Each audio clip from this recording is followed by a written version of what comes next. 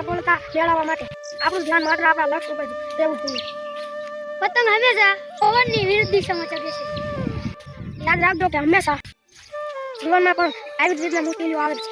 તારે ખેંચાતી ચારે ઢીલ દેવી. જે સમજી ગયા એ જીવનનો અને પતંગનો ખિલાડી. પતંગ કપાય ત્યારે રડવાના બદલે ફરી એક નવી પતંગ સાથે આકાશ ગજવીની તૈયારી રાખવી, પછી એક સાચો ખિલાડી.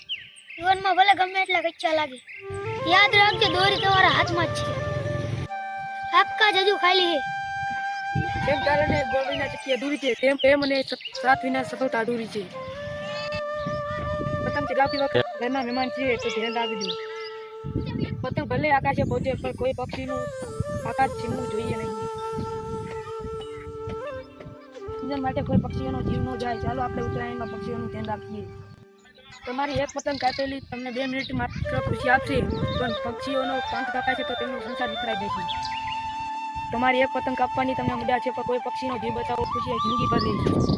સંબંધોમાં ગોળ જેવી મીઠાઈ ભેળવો, મનના ભેદભાવ દૂર કરો, પરિવાર સાથે ખુશીઓનો આનંદ માણો. આપ સૌને હેપી ઉત્તરાયણ. તમને અને તમારા પરિવારને ઉત્તરાયણની હાર્દિક શુભકામના.